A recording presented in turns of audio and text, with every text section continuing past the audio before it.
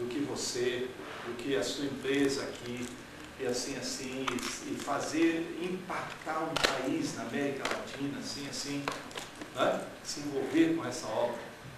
São perguntas apaixonantes. E faz a pergunta principal da mordomia, que é: você já considerou se envolver financeiramente com esse ministério? Que tal? Né? Que é a pergunta principal da mordomia. Uma coisa que a gente descobre é o seguinte: Jesus falou isso, que nós não temos porque não pedimos. Nós não temos e não recebemos porque não pedimos. Pedir e dar-se-vos-á. Então, essa inibição natural, ou fora do natural, que a gente carrega, né, de achar que é vergonhoso pedir. Eu acho interessante que muitas vezes nós lemos esse texto com uma conotação totalmente diferente. A ideia é que nós temos que nos trancar num quarto e começar a clamar a Deus. Muitas vezes: Deus, se o Senhor não dá, eu não vou sair daqui. E nós esquecemos que tudo que existe neste mundo pertence a Deus. E tudo está aqui. Então, o fato é, você deve orar, deve pedir a Deus, mas Deus pode dizer para você: os recursos estão todos aí. Você deve pedir. Exato. Mas então vai e pede. Eu coloquei um adendo, uma página sobre isso, sobre vários modelos e várias missões ou missionários que tinham diferentes ideias. Alguns que acham que você só pede a Deus e não pede para mais ninguém. O George Miller, né? Era assim, alguns outros. Agora, estudando todos aqueles modelos diferentes, eu cheguei à conclusão seguinte: no final das contas, todos eles pediam de uma maneira ou de outra. Exato. Todos eles revelavam a pessoas o ministério. Pode ser que não pediam diretamente, não pediam dinheiro, mas com certeza falavam com paixão do ministério. Qual a diferença? Né? Pode ser que eu não pedi especificamente, mas se eu falo com paixão do orfanato, né, em Bristol, que era o George Miller, que ele falava com paixão e levava aquelas crianças nas igrejas. Imagine, você está ali domingo de manhã, agora entra o George Miller com todas as crianças do orfanato. Quer um pedido maior do que esse? Sem palavra. Sem palavra. Não é verdade? Comunicação não verbal. Aquilo que eu falei no primeiro dia. Evangelize o tempo todo. E se for preciso, use palavras. Então, em relação a pedir recursos também. Não é? Comunique o tempo todo. E se for necessário, use palavras. Peça. Ok? A disciplina em dar sequência. Ajudar, né? O que a gente chama de follow-up, ajudar o novo contribuinte a entender o compromisso, né? Esse follow-up. O que significa o sim? O sim, na maioria das vezes, não é a oferta ainda, não é um compromisso dele. Só se houver um trabalho árduo da sua parte, é que esse sim vai se transformar numa oferta constante, permanente, mensal, anual e de longo prazo. E aí que a maioria de nós já para ali, pronto, já conseguiu um cheque, graças a Deus, e pronto, e acabou, esqueceu, nunca mais fala. Não é assim não, né? Então a disciplina em dar sequência, follow-up. Decisões adiadas. A maioria das pessoas, é bem provável que não vão dar um sim na hora. Eles vão dizer: deixa eu pensar, deixa eu orar mais, eu preciso falar com a minha esposa, tenho que falar com o meu sócio. Decisões adiadas. Como é que você encara isso quando há decisões adiadas? Né? Na maioria das vezes, uma decisão adiada significa sim, desde que o follow-up aconteça, de fato. Se nada mais, é a parábola que Jesus conta, né, da viúva insistente, perseverante, né, que fica batendo lá até o juiz dizer: olha, não aguento mais. Não é? Se nada mais, é por isso, pela persistência. Na verdade, decisões adiadas. Não. Como é que você reage? E a gente tem que estar preparado. Olha, o levantador de recursos tem que estar muito preparado para a rejeição. tem que conviver muito bem. A pior coisa é você não saber conviver com isso, perder a paciência, sair chutando a porta, ou qualquer coisa assim, né? Ser orgulhoso. Bater na mesa dele. A minha avó, lá na Letônia, né, ela disse que lá tinha uma forma dos ciganos, tinha muito cigano naquela região, os gypsies, né? E eles tinham uma forma muito interessante de amaldiçoar alguém que não dava. Eles batem nas portas e ficavam pedindo coisa, né? E quando alguém não dava, eles amaldiçoavam. E sabe qual era a maldição? Ele olhava bem para você e dizia: você ainda vai ficar orgulhosa. Tchau. A maior ameaça que poderia ser feita é essa: você vai ficar orgulhoso. Tchau. Então, como é que você reage com a rejeição? Se alguém fala não, você é orgulhoso, né? Você vai ficar orgulhoso. Não. Deus vai cobrar, Deus vai destruir essa empresa. Não. A maioria das vezes, não significa agora não. Ainda não. Só que a gente não ouve o ainda, não ouve o agora. A gente só ouve o não. Ok? Espírito de gratidão. Isso é fundamental. Quantas vezes você liga para agradecer? A gente lembra quantas? Para pedir. Quantas visitas fez para pedir e para agradecer? Aliás, em casa é onde a gente é mais ingrato, não é verdade?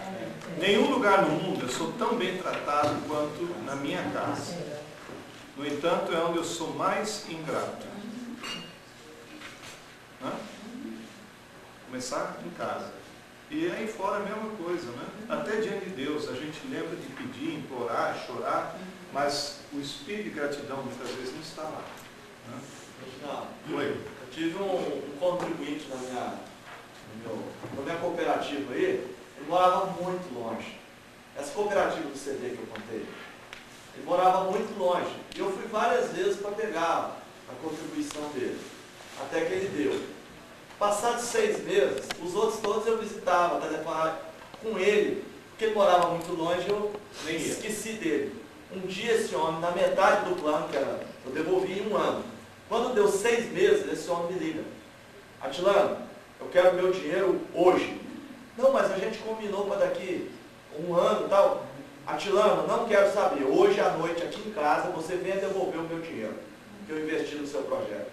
Pô, fui no banco rapidinho, tirei o dinheiro dele e fui na casa dele. A hora que eu chego, ele abre a porta. Pô, Atilano, só assim pra você me visitar, hein? Tu esqueceu de mim, hein?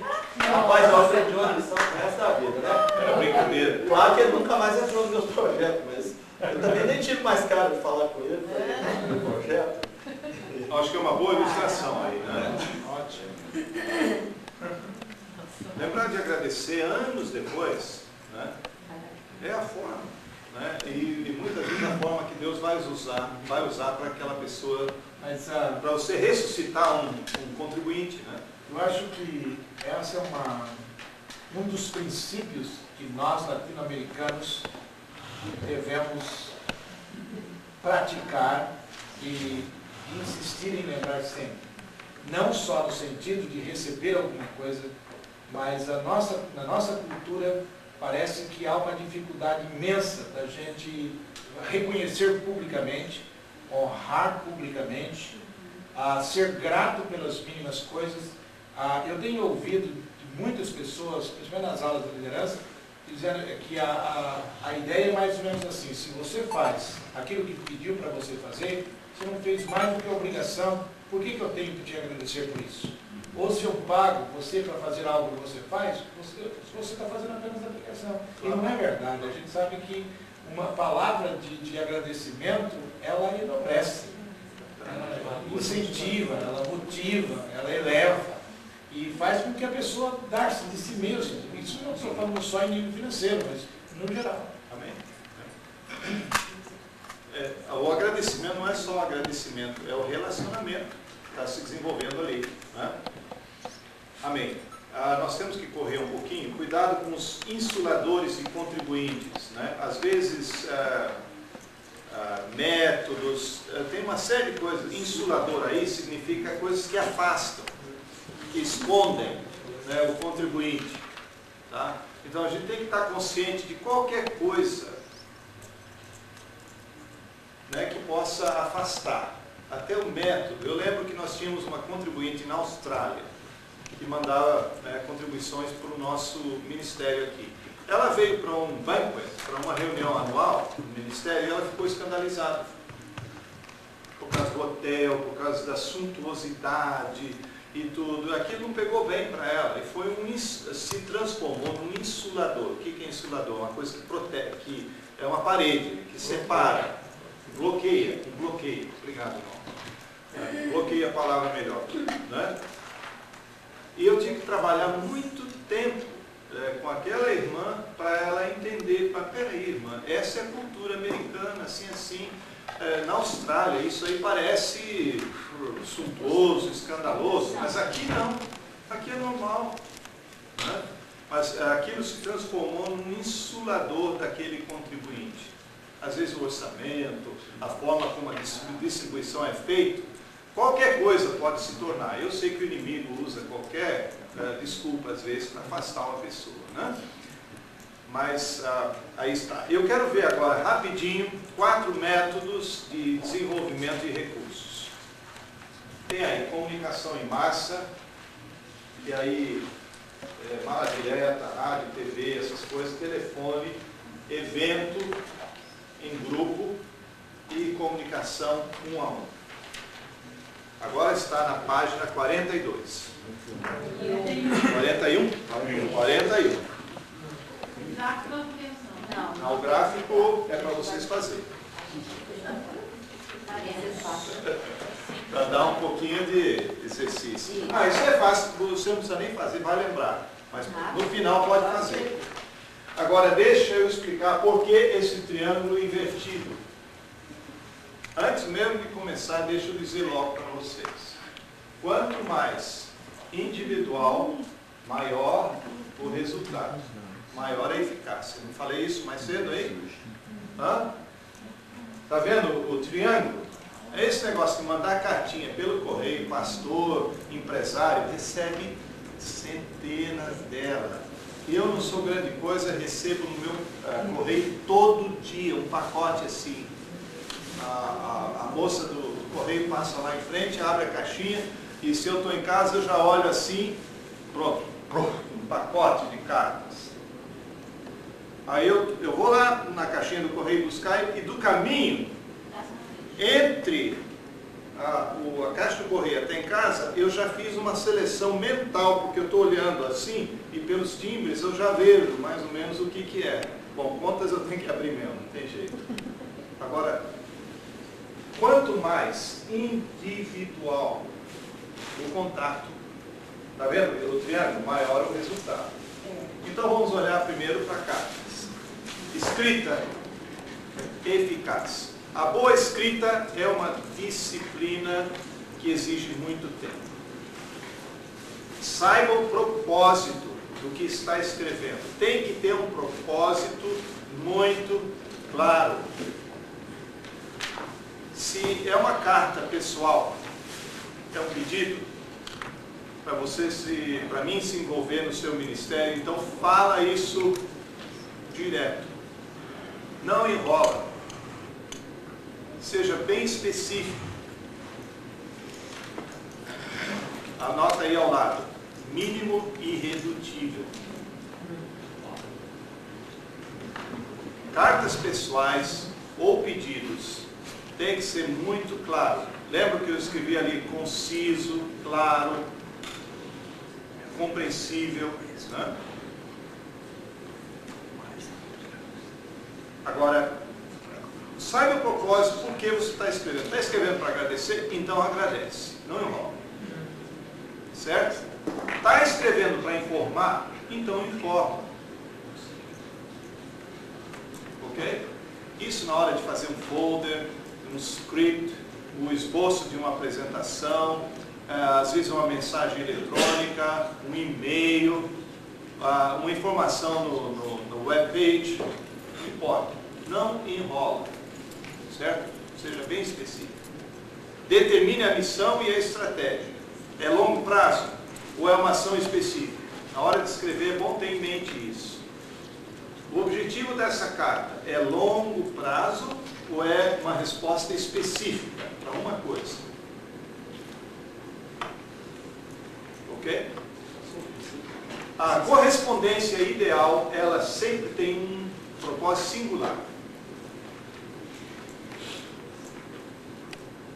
Se você escreve assim, queria apresentar aqui o meu ministério, nós estamos com várias circunstâncias, várias situações, estamos precisando assim, reconstruir o refeitório das crianças, mas temos também, né, aquele outro posto avançado, assim, que precisa mais isso, daquilo. Temos também o sustento de 3 novos missionários que estão participando da missão agora, né? Temos também o fundo permanente, não sei o quê. Já enrolou, já bagunçou nesse sentido. Não tem uma singularidade de propósito. Tá? Então, essa é uma questão. Ainda mais se o contribuinte tem uma visão de empresarial, se é um homem de negócio, é assim que eles funcionam. As cartas, os comunicados são sempre muito claros. Aliás, o assunto sempre vem em cima. Já numa frase, normalmente em negrito, sublinhado, já tem o assunto. Tá? E aí, 1 ou 2 parágrafos que explicam, que dão uma qualificação àquele assunto e o agradecimento assinado, pronto. Ok? Então, a comunicação tem que ser singularidade, aparência, a estratégia, escreva de acordo com o interesse do escritor. Conheça a agenda do leitor, já falando um pouco sobre isso, né? A época é muito importante.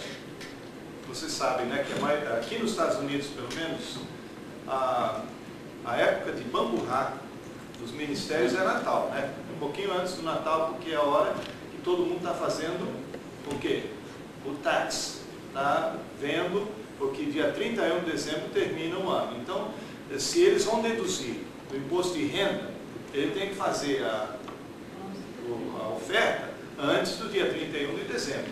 E como esse país aqui é uma maravilha, nesse aspecto, a oferta que você dá para a missão deduz 100% do imposto de renda, então é fundamental você conhecer a agenda. Por isso que chega fim do ano, aquela caixa de correio que era assim, agora fica assim, né? Porque está todo mundo mandando porque conhece a agenda do leitor. Escreva mais sobre a resposta e o sucesso do que sobre a necessidade.